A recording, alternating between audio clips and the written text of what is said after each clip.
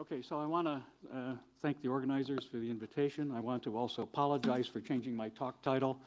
I didn't really want to do a survey, a summary of progress, because I felt that was something that come out of this conference due to the efforts and contributions of all the participants. Hopefully at the end of this we'll have a much better picture of understanding where accretion outbursts come from and maybe ideas about what we should be pursued next. So with that, I want to, if you will indulge, and you don't really have much choice, I want to start with a historical discussion of how we got to have a field like this. Talk about a couple of things recent things that I've been thinking about. So the 50 years title is, I should use that thing. So I can wander around. So to my thinking, this was kind of like the seminal paper, the thing that got the field going as a major topic. This famous seminal paper by George Herbig 48 years ago, so 48 equals 50. And in addition to all the beautiful analysis that George did in the scholarly paper, he noticed some very important things in addition, of course, the big outbursts and their young stars, the spectral type change, and he also mentioned the infrared excess as something that might be due to solar type nebula. And both of which, of course, have borne out. So this was a write-up of Herbig's 1970s December lecture, an astronomical society meeting. It was actually the first meeting that I went to as a terminal graduate student, we were called, in case we didn't get the idea. And it's, of course, made a big impression on me. I went up to George afterwards and asked him some stupid question I asked. So this was in the back of my mind for some years, but we didn't really go anywhere with it until I came to the Center for Physics. And Scott gave a talk on dwarf because he was an expert in accretion and binary systems. So after his talk, I asked him, do you think FURI could be a nova? And he said, no. I said, it might be first in an accretion disk, such as in the cataclysmic variable. And I said, oh, okay, that would explain the spectral type variation with wavelength, infrared excess, disk, and so on. So we started working on that. And we started writing this. And I got the idea of trying to align profiles that you would expect for a rotating disk. Now, so I was working on this and I was failing. The thing that I used at the time was something called an intensifier. It gave me 50 angstroms of wavelength to look at a time. So if you didn't hit the right place to look, it wouldn't work. So I was looking at if you can see the doubling. And then Peter Petrov came through visiting. He'd been working with Herbig. And we have these red spectra. And FURI looks like a double-line spectroscopic line, but they're not moving. They're not changing in velocity. They're just sitting there, right? I said, it's a disk. So I called up George. I don't know if he was in Hawaii by that time. Called him up, hey, you got a disk? And he was non-committal about that. So I said, okay, I have to look at a different wavelength. Change the shapes. And this is what I got. So these are cross correlations, average files divided. And so you can see that FUORI doesn't look all that great. So I didn't want to do that. Anyway, I mean, you can see it. So this thing, so this one on top looks kind of doubled, sort of ugly. This doesn't, but of course it's strong blue shifted. So I said, okay, there's really some strong wind going on here. This one is maybe a combination of the rotation and some kind of wind shift. So I didn't really know what to say about this, but B1057 Cygni was nice, and although that doesn't look very strong, that's very, very repeatable. So then we wrote up this paper, and it was a lot of, partly because the subtleties in the line profiles. The main reason was that George hated it.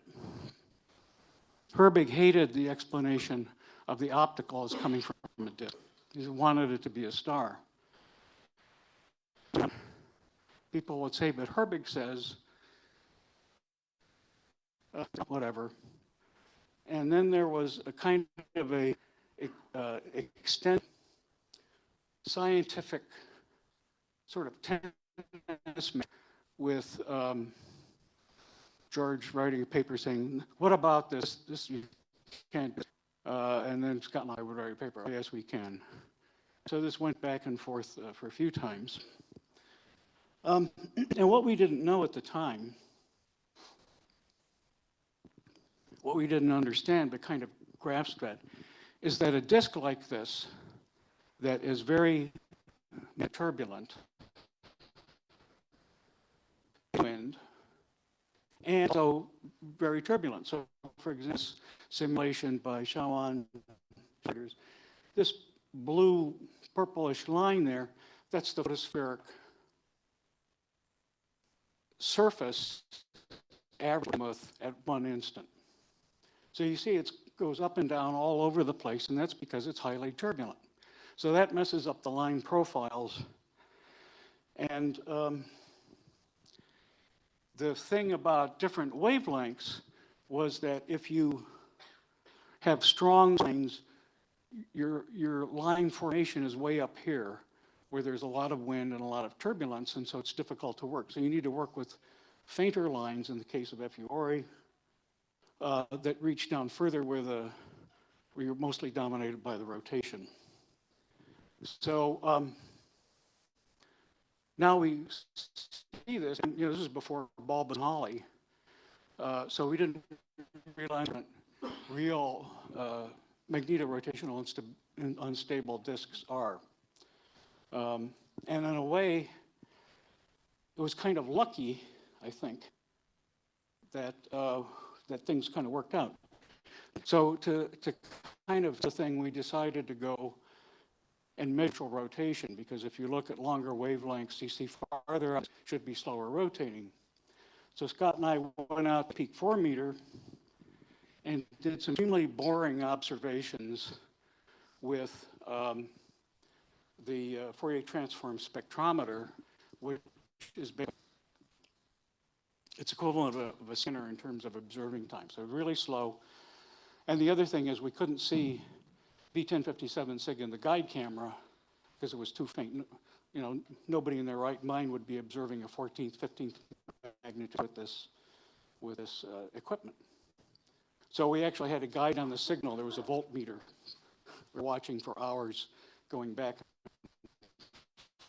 to demonstrate the differential rotation with wavelength, and now we can even go out to 5 microns, show the progression. So we got a differentially rotating disk. So we have an amount of detail for the FUORI disk in particular. Nuria Calvet and I did some work even show how the differential expansion of the wind off the disk from the line profiles. And so the bottom line of, apart from my, kind of reminiscer, is that I think that we were rather lucky in terms of the exact parameters of these accretion disks, in terms of having observational signatures that we could work with simple models, not needing full 3D MHD simulations, but really simple models. And I think that there are now a bunch of systems that are probably higher accretion rate or something else is different, where there's fewer lines to work with, absorption lines, there's a lot more emission lines. We don't really have models, simple models that work with that. So I think there is a category of accreting systems that's very hard for us to really analyze because we don't have adequate models for them. Maybe, this particular simulation has never been observed, calculated what you would actually see as observational signatures. And I think that really would be a great project, even a thesis project for somebody to do. Okay, so that's enough of the past. Now I want to talk about a couple of more recent things that I've been wondering about.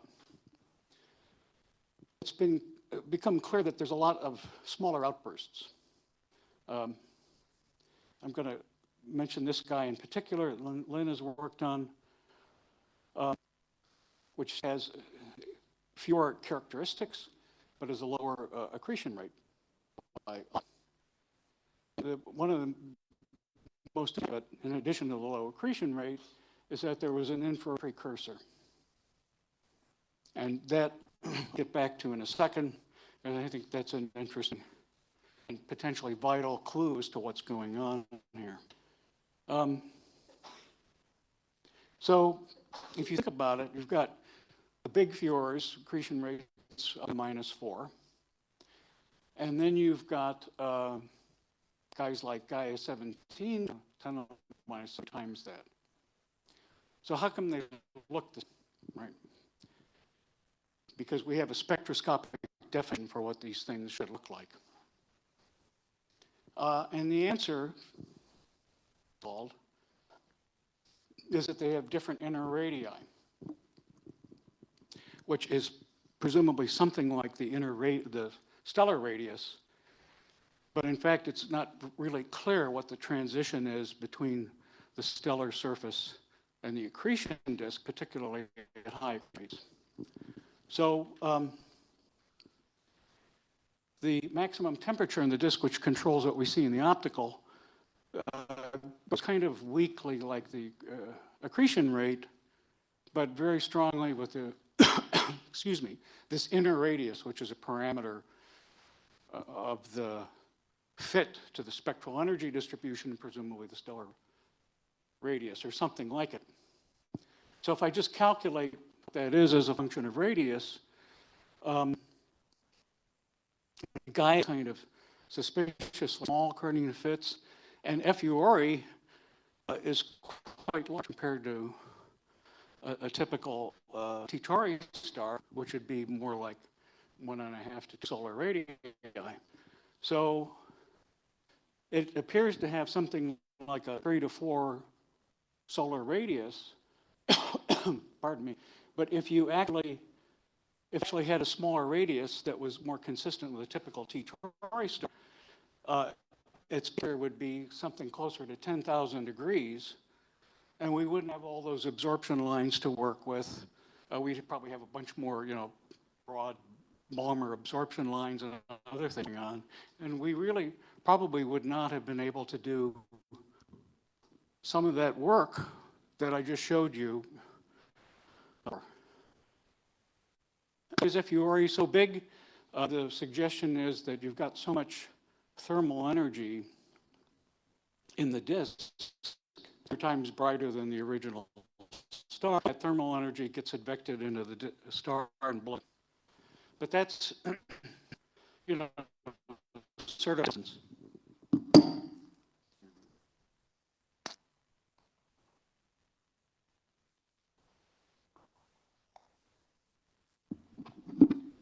Since it would have been very easy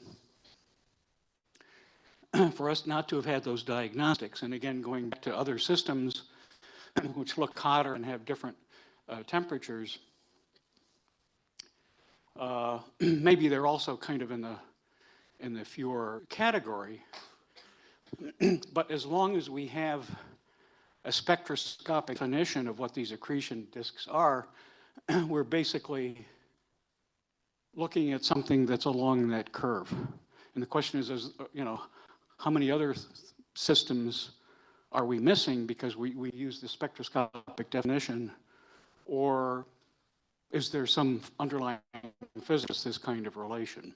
That I don't know. Going back to Gaia in particular, we've done some,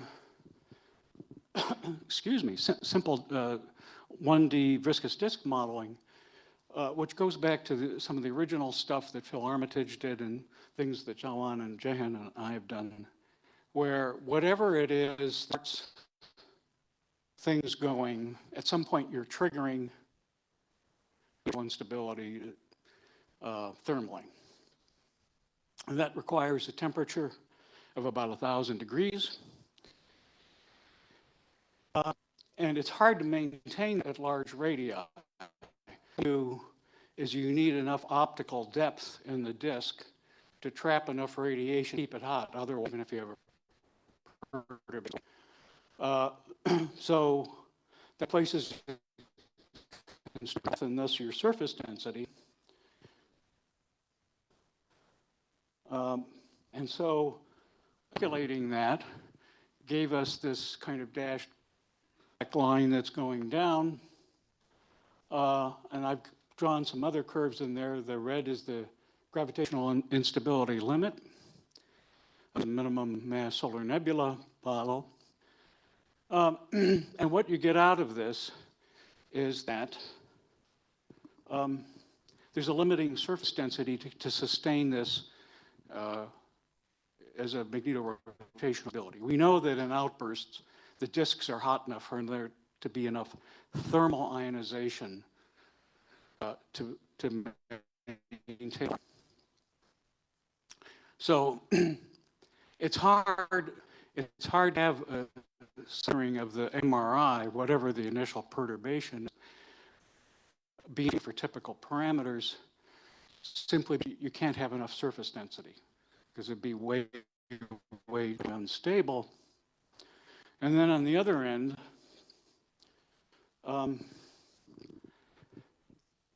you get an outburst at a small radius, it's much easier. Some way of triggering it, you don't have very much mass at all in order to do that. And so we think that small bursts should be more common, potentially, if we have an activating mechanism. And that mechanism is unlikely to be driven by gravitational instability because you need too much stuff. And I can make that even more, make that argument in a different way, order of magnitude arguments that basically, in order to have a gravity, you have to have a lot of mass. At small radius, you need really surface density and accretion rate. These small bursts that get triggered in at small radii, a different mechanism than gravitational instability to do that. And I don't know what that is, but maybe somebody else here will have a good idea for that. The other thing about Gaia is that because we have this lovely, it tells us something about the propagation of the outburst. So just putting in a temperature perturbation, being agnostic about the source of that triggering and letting it go in, put in that jump in temperature at 10 AU, and we got these light curves. And we're sort of able, within the context of this very simple-minded model, to reproduce that lag time. with 1/10 of an AU triggering, and then alpha, which is sort of reasonable for very active. So this is a couple year precursor. It works out okay, but if we have a big outburst that naturally has to start at larger radii, so you have enough stuff for it to last long enough, then you treat it 1 AU and 1/10 of an AU instead of a couple year precursor, you have a 20-year precursor. So if these kind of triggering events take place for the outside in, as in many people's models, you should start to see an infrared precursor slowly rising, and a couple of decades before you actually see an outburst. And during this precursor state, if you can actually see the object, if it's not completely hidden, you have this really funky looking spectral energy distribution, which peaks at around 3 or 4 months in the mid-infrared. Whether we see anything like this, or whether we could think of something like this, I don't know. I leave that as a thought experiment or question. What this all gets down to is, we're going to have more optical surveys. We need to have coordinated, at least near infrared observations, because if we can get that and see the precursors on pointing out where the outburst, at least my part of it, started, and which of course is going to constrain mechanisms to make these things happen. Okay, so for the final, how am I doing with still? Okay, so we'll hear more about outburst statistics shortly, so I'm going to skip. What I want to end with is talking about our accretion rates. So we now have increasing numbers of mass measurements stars from the rotation of their disks with ALMA. What do with that? Well, so what I want is an accretion rate. So we can observe, and I'm putting that in quotes, maybe I'll get back to that, but we have a total luminosity, or at least an estimate of it. So that's a combination of the accrete and the stellar lumen. We have the mass. What we need is the radius and the luminosity, which of course we don't have. But I'm going to make this. I'm going to make a bogus attempt at this. And so what I'm going to do is I'm going to look at an optical HR diagram for instance, the Orion Nebula cluster. And I'm going to say, kind of like in the Steve Stoller kind of picture, the protostars will be a little bit brighter than the optical stars because it contracts down towards the main sequence. So I'm just going to draw a chi by I curve, allowing for some scatter. And so if I do this and say, here's where I can use different tracks. This gives me a luminosity as a function of mass for the protostar, and or at least a prediction for that, and then of course a radius so that I can then get an accretion rate. So that's what I did, and here's what I get. So the dots are observations. The mass and the bolometric luminosity are plotted. And the green dashed line is my stellar luminosity. And the thing that struck me about this is that that is to say, really low, implicitly really. Most of them are well below 10 to the minus 6, kind of in the 10 to the minus 7 or a few times 10 to the minus 7. So that's actually pretty low to try and make a star. Maybe down to 10 you're okay over what you think a protostellar lifetime is. But these things are quite not bright at all.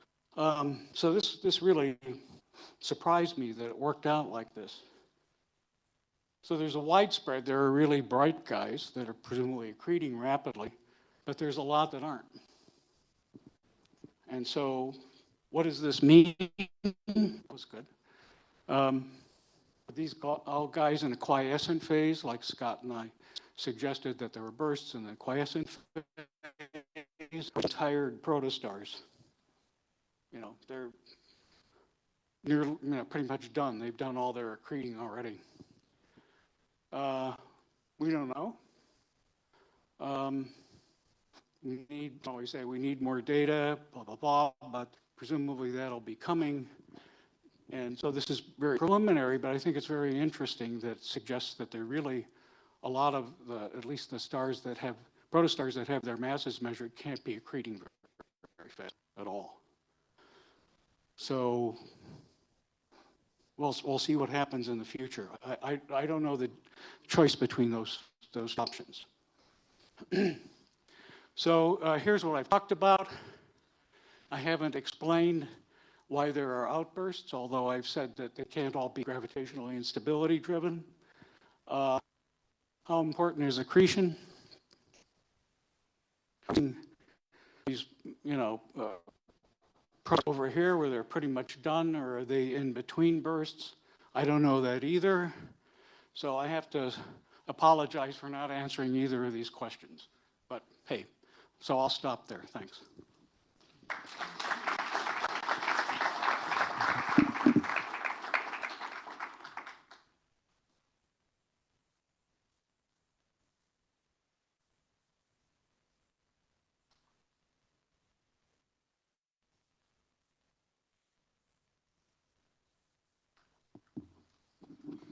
Yep, thank you very much, Lee, for this great review.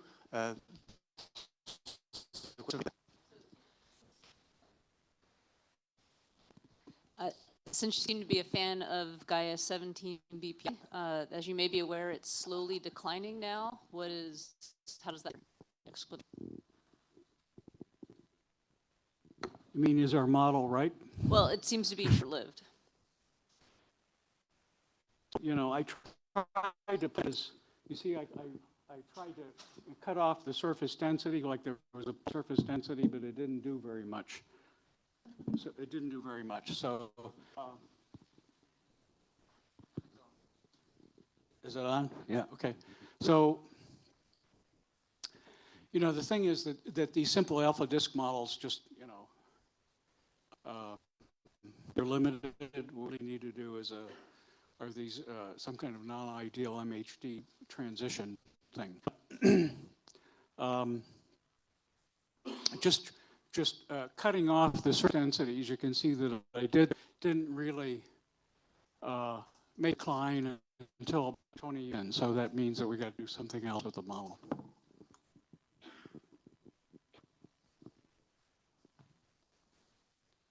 Thank you. Hi. Thank you for the talk.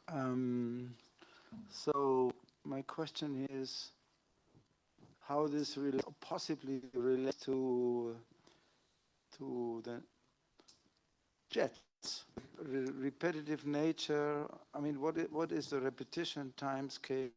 Picture that Antonio painted about earthquakes. Are there many small bursts and then occasionally a larger burst? And this connects to maybe in protostellar jets, smaller eruptions. What is your view here? I think that depends on what people are getting for the outburst statistics. One of the things about jets, as Alex Raga and others have shown, that in terms of short-term variations, modulating the velocity of the jet is much more effective in many ways than just pulses of mass ejection. Also, In these, you know, NHD models, I mean, the thing is really a mess, and it's very turbulent. This is kind of an average thing, so it doesn't give you a really good feeling for how turbulent it is. And so you get a lot of velocities out of that. So there's relatively short-term stuff, I don't know, 10 to the 4-year time scale things that are related to the outburst statistics, but then what we know about them at this point.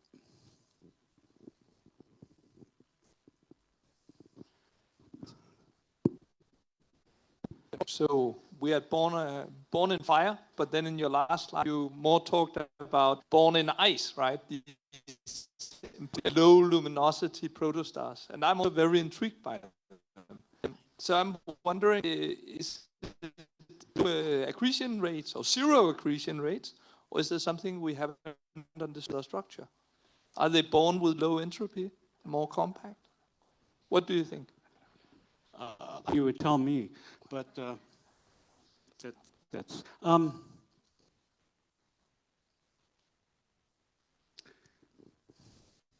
so. For example, this guy down here is the subject of a JUST program that Tom McGath's working on, and has an outflow, and so it actually is accreting. It's not zero accreting. But the estimate is that the accretion rate could be as low as 10 to the minus 9. So, you know, we can tell just from luminosity about that. And of course, at that accretion rate, that would not be enough to be a tenth of a solar mass star. So again, whether it's done, but it's not complete.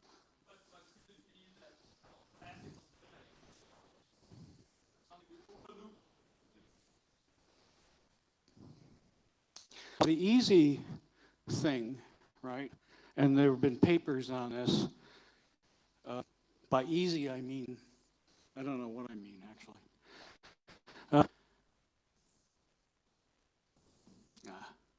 Why am I doing this? Sorry. I've got twitchy fingers here. There are models which you do all of the accretion right away, right? Very, very short time scales. I'm not sure that works because what that means, 0 or whatever, have to be even brighter, right? Because you have a really short time scale. The other thing people try and do is make the masses small, but maybe that works. If you look at this, I mean, the peak of the IMF is sort of here, right? So we're, you know, the observations are clearly weighted to higher mass stars. So there's another observational bias there. But I think you either they have to be quiescent, or you have to do it in this really early phase. And then the question is, do we have enough really bright guys statistically in order to accommodate that really, really fast accretion early on?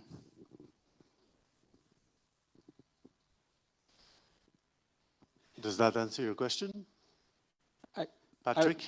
I was just going to follow up on that and wonder whether it could be playing a role here, because at least a lot of the sources in that sample were even class 1, right? A lot of those were E-disk, and at least half of those are class sources, and it's a lot easier disk in class 1.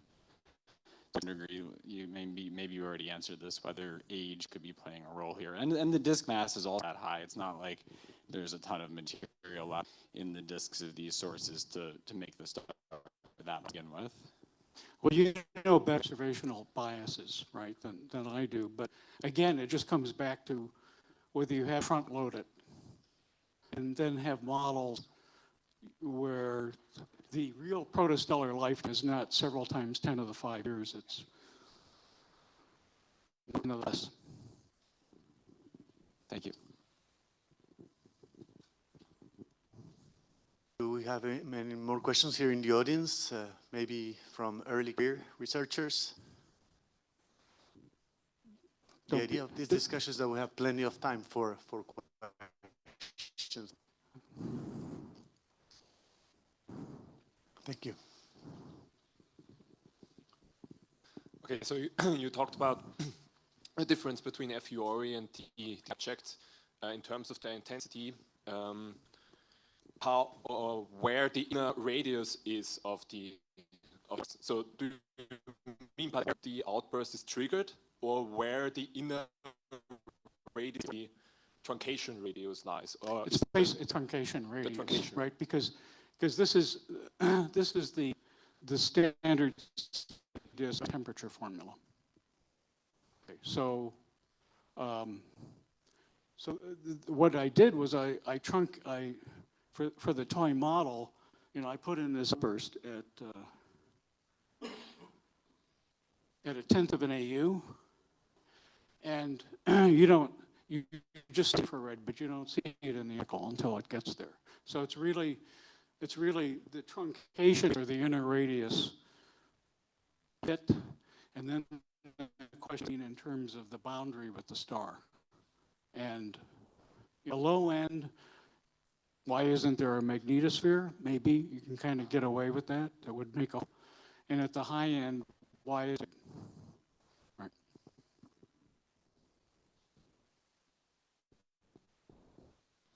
Questions? Yes, Abby.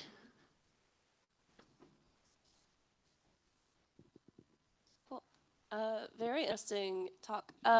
So this kind of question with like the smaller outbursting sources versus the bigger outbursts, have we been doing this long enough yet to have like an idea on like the duration of these? Like, do the smaller ones last shorter amounts of time? Well, I leave that to the VVV folks and others. Lynn just mentioned something about, this guy starting to go down. The problem is even a short outburst can last years, right? So we have a really strong observational problem. But since there's a bunch of young people here, maybe by the you'll see the answer to that. But I'm going to. Do we have any questions on the Zoom, Seba? Apparently not.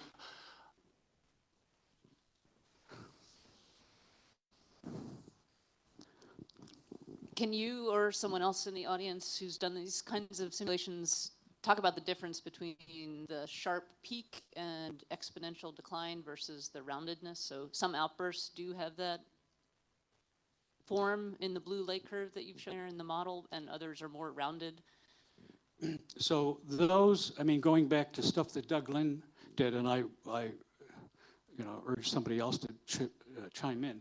But originally he got the slow outbursts because they were triggered on the inside. You still have to have stuff there. And so that's a whole other thing that's not been explored is you really need a lot of mass at small radii somehow in order to. These models, they were using the thermal instability, so it had to be on the inner edge. And now we can have an alpha change because of the MRI. But presumably that's reflected in a big difference in the disk structure where you have a lot of stuff at small radii in order to maintain it. But then again, you have the question is, what the heck is triggering it? And even in those cases, it's probably not gravitational instability, I think. I don't know if anybody else has an opinion.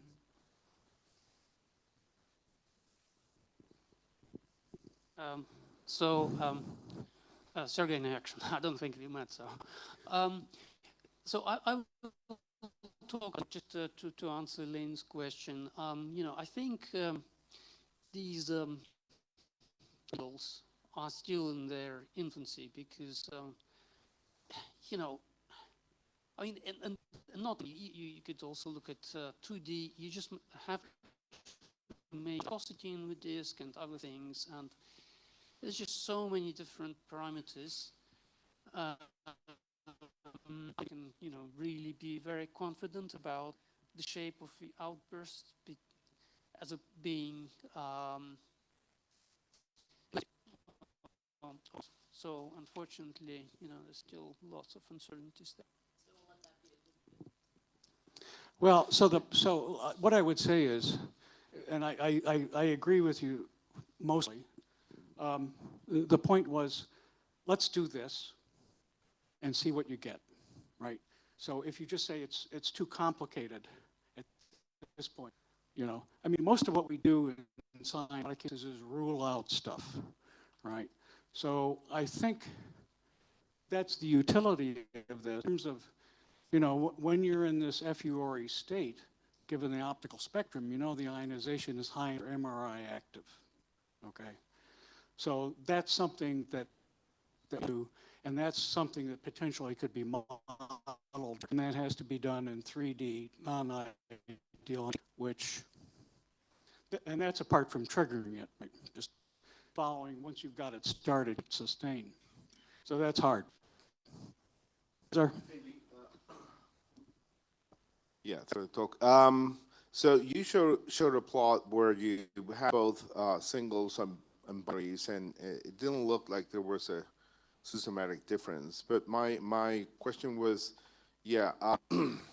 that most stars and even the protostellar phase are actually binaries. Could there be, what systematic would help in some cases trigger outbursts, especially in very close systems, so because of perturbations between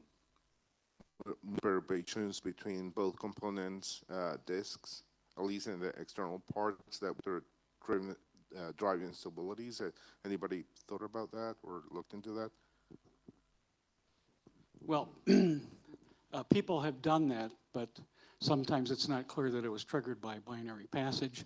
I don't know if Patrick has a comment on systematic biases here. Who knows? We're just at the early stages. I mean, it's absolutely remarkable that we even have anything like this point. But certainly there are things that look like they're binaries and things that, as far as we know, are single, and they're down at this low luminosity.